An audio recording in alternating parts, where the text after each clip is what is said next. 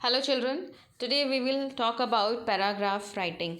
Now children, what is paragraph writing? Before we start this topic, I want you to be very watchful while watching the video. जब आप video watch करो तो आपको बहुत ही ध्यान से उसको सुनना है, समझने की कोशिश करनी है, because for you maybe it is a new topic, right. So जब हम न्यू टॉपिक की बात करते हैं तो हमें अपने सारे सेंसेस को एक्टिव रखना चाहिए सो दैट उस टॉपिक को हम समझ सकें, because we know that all the topics are interconnected and all the classes are interconnected with each other. सारी क्लासेस के जो टॉपिक्स हैं वो सारी आने वाली अपकमिंग क्लासेस से कनेक्टेड होती हैं. So today if you don't understand, so definitely you are going to be confuse in upcoming classes as well, right. So let's first understand what is paragraph writing. Paragraph is a series of related to sentences developing a central idea, right. यानी paragraph एक तरीके का writing होती है जो कि हम किसी सेंट्रल आइडिया या किसी एक टॉपिक पर लिख रहे होते हैं और हम सेंटेंसेस, हर एक सेंटेंस को दूसरे सेंटेंस से रिलेट करने की कोशिश करते हैं, लिंक करने की कोशिश करते हैं उस पैराग्राफ में. वी ऑल नो दैट जब हम पैराग्राफ लिखते हैं then how do we write paragraph children. हम कैसे पैराग्राफ लिखते हैं? सपोज़ अगर हमें अभी सब समझते हैं कि पैराग्राफ लिखा कैसे जाता है. Suppose this is our page, ये हमारा पेज है और ये हमारा लेफ्ट इंडेंट है. अब नाउ अगर हमें पैराग्राफ लिखना है तो पैराग्राफ हम बेसिकली दो तरीके से लिख सकते हैं. सपोज़ हम यहाँ से स्टार्ट करते हैं पैराग्राफ लिखना. Wait, yes. सो हमने यहाँ से स्टार्ट करा पैराग्राफ लिखना एंड पैराग्राफ के हमने 3 लाइन फिनिश कर ली, राइट. अब हमें जब भी पैराग्राफ चेंज करना होगा so either we will start from here, ठीक है. हम यहाँ से लिखना शुरू करेंगे, यहाँ से, और फिर यहाँ से फिर हम बिल्कुल कॉर्नर से लिखना शुरू कर देंगे, ठीक. एक तो ये तरीका हो गया. या फिर हम चाहें तो हम इसको वेट, यस,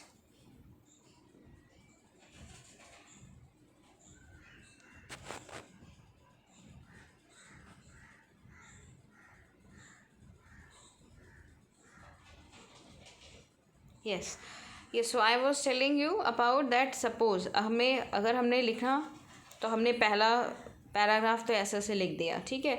अब हमें जो स्टार्ट करना है दूसरा पैराग्राफ जब हम शुरू करेंगे तो ईदर हम यहाँ से स्टार्ट कर सकते हैं, ठीक है, ऐसे स्टार्ट कर सकते हैं, फिर यहाँ पर आ सकते हैं इस कॉर्नर पे. तो ये बेसिकली हमें इतना गैप छोड़ना चाहिए जिससे कि हमें फर्स्ट और सेकंड पैराग्राफ में अंतर दिख जाए कि हाँ ये हमारा दूसरा पैराग्राफ शुरू हो गया है.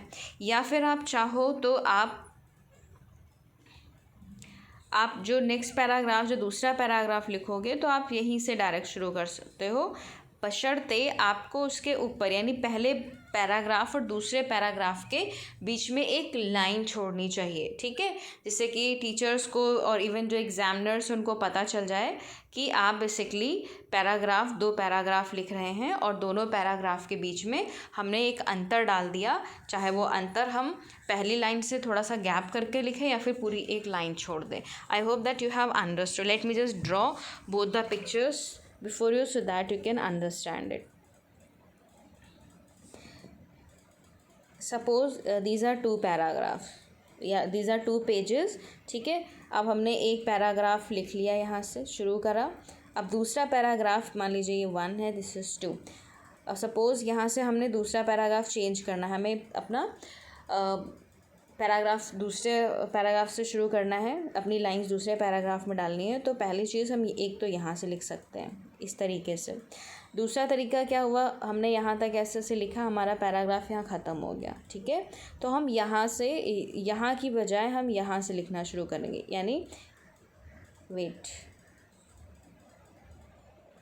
एक लाइन का गैप छोड़ेंगे हम, ठीक है, और फिर यहाँ से हम लिखना शुरू करेंगे, ठीक है. तो ये दूसरे तरीके का पैराग्राफ हो गया. अब दूसरी चीज़ हमें क्या याद रखनी है कि जब भी हम पैराग्राफ चेंज करेंगे, ठीक है, जब भी हम पैराग्राफ चेंज करेंगे तो हम पैराग्राफ के बीच में लिंकिंग वर्ड्स को ऐड ज़रूर करेंगे। लिंकिंग वर्ड्स वो शब्द होते हैं जो कि एक पैराग्राफ को दूसरे पैराग्राफ से जोड़ते हैं, ठीक है, एक पैराग्राफ को दूसरे पैराग्राफ से जोड़ते हैं। और ये जो लिंकिंग वर्ड्स होते हैं ये पैराग्राफ के अंदर भी यूज़ होते हैं, पैराग्राफ को चेंज करते हुए भी यूज़ करते हैं हम। I teach you in essay writing. Essay writing में मैं क्लियर कर दूंगी that how can we use linking words in paragraph writing or in essay writing, right? So we will back quickly to the topic paragraph writing. So I hope that this much you have understood. Now talk about 5 steps that how we can write और proceed the paragraph writing. कैसे हम एक paragraph को अच्छे से लिख सकते हैं, उसमें हमें किन बातों का ध्यान रखना चाहिए। Children most of the time जो टॉपिक्स होते हैं, most of the topics are based on social issues, जो समाज की पर सामाजिक मुद्दे होते हैं उन पे बेस्ड होते हैं। But in your class the topics will be very easy, ठीक है। तो टॉपिक्स में हमें कैसे क्या करना है बहुत ही ब्रीफ में हम देखते हैं। मान लीजिए कोई टॉपिक आपको मिल गया एनिमल, ठीक है। अभी हम टॉपिक मान लेते हैं, हमारा टॉपिक है एनिमल। अब एनिमल के बारे में हमें एक पैराग्राफ लिखना है, ध्यान से सुनिएगा। एनिमल के बारे में हमें पैराग्राफ लिखना है, तो हमें एक टॉपिक मिल गया एनिमल्स। अब हमें क्या करना है, पहली चीज़ हमें एनिमल को डिफ़ाइन करना होगा। What is an animal, animal होता क्या है, ठीक है। तो हम उसकी डेफिनीशन लिख सकते हैं, अगर हमें आती है, नहीं आती है तो हम अपने विचार लिख सकते हैं कि animals are also like us, they also breathe, और दे आर मतलब animals are also living beings, यानी वो हमारी तरह जीते हैं, सजीव होते हैं, ठीक है। एंड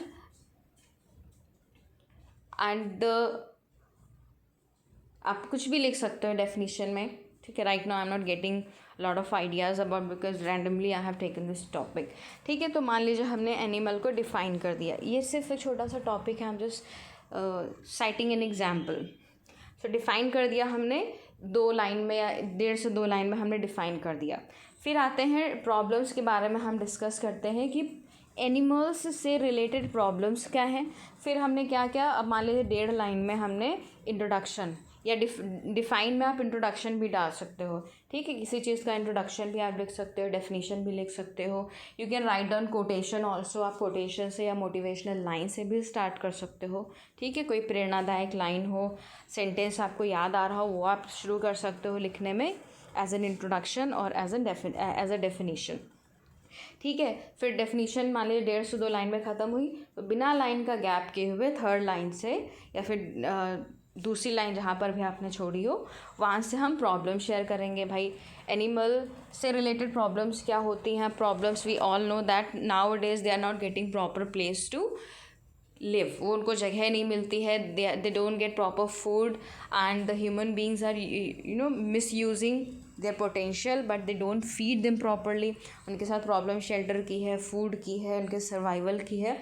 कई सारे एनिमल्स तो डेंजर जोन में आते जा रहे हैं, ख़त्म होते जा रहे हैं। तो ये उनकी प्रॉब्लम्स हमने डिस्कस कर ली इन 2 और 3 लाइन्स। सोल्यूशन, अब हम सोल्यूशन क्या दे सकते हैं, दैट हमें क्या कर सकते हैं, what all we can do for animals problem, उनकी प्रॉब्लम को सॉर्ट आउट करने के लिए भाई क्या कर सकते हैं। तो सोल्यूशन में आप दे सकते हो दैट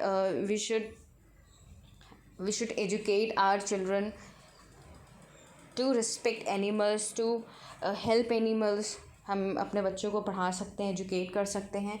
एंड गवर्नमेंट को काफ़ी स्ट्रिक्ट रूल्स बनाने चाहिए। आप ये भी कह सकते हो सोल्यूशन में कि गवर्नमेंट अगर स्ट्रिक्टली बोल दे कि जानवरों को हमें पीटना नहीं, उनके साथ क्रुएलिटी नहीं करनी है, तो शायद काफ़ी हद तक उनकी प्रॉब्लम सॉल्व हो जाएंगी। एंड हमें मॉरल टीचिंग अपने बच्चों को सिखानी चाहिए, हमें मोरालिटी को फॉलो करना चाहिए, ठीक है। तो इस तरीके से आपसे सोल्यूशन दे दिया। अब बेनिफिट्स क्या हो सकते हैं भाई, एनिमल्स के बेनिफिट्स तो बहुत सारे होते हैं। We use they give us food, हमें फूड देते हैं, मिल्क देते हैं, and they do a lot for us in the field में भी हमारे लिए बहुत सारा काम करते हैं, कल्टिवेशन में हेल्प करते हैं। Then humans use their skin, use their flesh, उनका मांस, उनकी स्किन, उनके टीथ, उनके जो नेल्स होते हैं, हर चीज़ तो उनके हम यूज़ करते हैं। Even hair also we use to make brushes. Right. तो बेनिफिट्स बहुत सारे, उनसे मेडिसिन तक बनती हैं। आप जानते होंगे कि कई सारे एनिमल्स होते हैं, उनके अंदर जो फ़ैट होता है उससे मेडिसिन में यूज़ किया जाता है, ठीक है। सो अब बेनिफिट्स की बात होगी, अब हम आते हैं कंक्लूजन पर, यानी निर्णय पर। क्या हम ओवरऑल बताना चाहते हैं, पैराग्राफ के अंदर हमने क्या बताया है, तो उसको 1 से 2 लाइन में, 2 से ढाई लाइन में हम सम अप कर देंगे और हम कह सकते हैं to conclude we can say that animals have also authority, or animals have also right to live on this earth, because God, if God has made human beings and if God has made these trees and these animals, it means that everyone has its own right on this earth. हर किसी का इस अर्थ पे पूरा अधिकार है, जैसे क्योंकि गॉड ने हम सबको बनाया, चाहे वो ह्यूमन बींग्स हो, एनिमल्स हो एंड प्लांट्स हो, राइट। तो ये सबको अगर गॉड ने बनाया है तो गॉड, अगर हमारा जितना अधिकार है तो सबका होना चाहिए। तो इस तरीके से you can write down in 1 paragraph, right. Now the next line comes, जहाँ पे लिखा हुआ है नोट। ना नोट में मैंने बहुत इन ब्रीफ मैंने बताया है that a paragraph can be for 3 lines, right, can be minimum for 3 lines. कम से कम 3 लाइन का होना चाहिए और मैक्सिमम 8 लाइन्स का होना चाहिए चिल्ड्रन। वाई? बिकॉज अगर 3 लाइन्स का लिखो, अगर 2 लाइन्स का लिखोगे तो that will be consider 2 lines, बस लगेगा कि कुछ भी लिख दिया है। But if you go further to 3rd line और टू 3rd 4th लाइन, तो इट विल बी सीन कि हाँ ये कुछ लिखा हुआ है, वो पढ़ने में लगेगा कुछ क्वालिटी लिखी हुई है, ठीक है। और फिर अगर आप 8 लाइन से ज़्यादा कर देते हो, so somewhere it will be monotonous to read out, बहुत ही बोरिंग लगेगा उसको पढ़ने में। बिकॉज आपने देखा होगा कि क्वेश्चन को हम जितना पॉइंट में लिखते हैं, पैराग्राफ चेंज करके लिखते हैं, तो रीडर्स को वो देखने में भी अच्छा लगता है और प्लस उसको पढ़ने में भी इंटरेस्टिंग लगता है। And one more thing you should remember, जो टॉपिक, अगर मान लीजिए पैराग्राफ हमें मिला, ठीक है, पैराग्राफ हमें मिल गया और हमने पैराग्राफ में 50, मान लीजिए क्वेश्चन आया, right about this topic in 50 words, 50 शब्दों में लिखिए, ठीक है। अब 50 वर्ड्स को आपको पता है कि 50 शब्दों को लिखने के लिए हम काउंट कैसे करेंगे। मान लीजिए हमारा कॉपी का पेज है, ठीक है, अब हमने लिखना शुरू करा, हमें याद रखना 50 शब्द से बहुत ज़्यादा नहीं होना चाहिए। मान लीजिए 55 हो सकते हैं, 55 हो सकते हैं, can be 60, not more than that. अब 50 to 60 हो सकते हैं, इतना ठीक है। तो हम काउंट कैसे करेंगे जल्दी जल्दी? अभी तो ऑनलाइन एग्जाम है, you can easily count, you can ask someone to count in between, किसी से आप काउंट करवा सकते हैं। बट एक शॉर्ट ट्रिक होती है कि आपने, मान लीजिए आपने एक लाइन में आपके 4 शब्द आ रहे हैं, ठीक है, आपके पेज में पहली लाइन में 4 वर्ड्स आ रहे हैं जब आप पैराग्राफ राइटिंग लिख रहे हो, तो आपको 50 वर्ड्स लिखने हैं। तो आपने क्या किया कि अब जितनी भी आपने लाइन लिखी, अब हमें 50 लाइन लिखने के लिए क्या करना होगा, 4 10 जा 40 होता है, ठीक है। तो अराउंड आपको कहीं ना कहीं 12 लाइन लिखनी होगी। अराउंड 12 लाइन जब आप लिखोगे तब जाके आपका एक पैराग्राफ हो जाएगा, ठीक है। तो this way you can count your words. Wait a minute, ठीक है। I hope that this is also clear. Now one more thing I need to tell you here. Suppose अब ये हो गया कि कैसे हमें लिखना है पैराग्राफ, कैसे हमें वर्ड्स को काउंट करना है। अब दूसरी चीज़ आती है कि जब भी हम पैराग्राफ चेंज कर रहे हैं, हालांकि आपको इतना लंबा पैराग्राफ नहीं मिलेगा, इन केस अगर मिलता है एग्ज़ाम में, तो आपको करना क्या है, सपोज़ आपने एक पेज में लिखा, ठीक है, तो यहाँ पर जब भी आप चेंज करोगे पैराग्राफ, तो लिंकिंग वर्ड्स तो हमें ऐड करने ही करने हैं। साथ में हमें हमेशा ध्यान रखना है कि पहले पैराग्राफ का जो कंटेंट है, कंटेंट का मतलब जो भी आपने मटेरियल डाला है पहले पैराग्राफ में, वो डिफरेंट होना चाहिए दूसरे पैराग्राफ में। ये कंटेंट 1 हो जाएगा, ये कंटेंट 2 हो जाएगा, ठीक है। अब ऐसा नहीं कि सेम कंटेंट लेके चल रहे हैं, तो हमारा दूसरे पैराग्राफ में कंटेंट चेंज होगा, लेकिन दोनों ही कंटेंट एक ही टॉपिक के बारे में होने चाहिए, ठीक है। मान लीजिए आपने पहले पैराग्राफ में आपने इंट्रोडक्शन डाल दिया, ठीक है, दूसरे में आपने प्रॉब्लम शेयर कर दी, तीसरे में आपने सोल्यूशन डाल दिया, ठीक, सोल्यूशन और बेनिफिट्स आपने 3rd में ही दोनों में ऐड कर दिया, और 4th में आपने बेनिफिट्स डाल दिया, ठीक है। तो इस तरीके से हर पैराग्राफ का जो कंटेंट होगा वो एक दूसरे से अलग होगा, लेकिन वो टॉपिक से डाइवर्ट नहीं होना चाहिए। This you need to keep in your mind every time while writing. Now children, comes the main point, that is writing. Children, if we don't practice how to write sentences, how to form sentences in a proper way, in a proper structure, then we will never be able to write down any paragraph, any essay. So for that you need to write at least 5 lines daily and get it checked by your teacher. आपने teacher से check करा सकते हो। हिंदी में तो easily you can write down as it is your mother tongue, but problem comes in your second language, that is English, or we know that without English our survival is not possible. So अगर हम जानते हैं English के बगैर हमारा survival नहीं है, then from today only you need to start writing children, otherwise in this exam definitely you will be scoring very less because topics will be changed. आपको सिर्फ अपनी थिंकिंग पे ही बेस्ड आंसर्स लिखने हैं, right. So again I would say कोई doubt बाकी है, you can ask me, you can call me, you can clear your doubt, right. So saying this I would say thank you, bye bye and take care.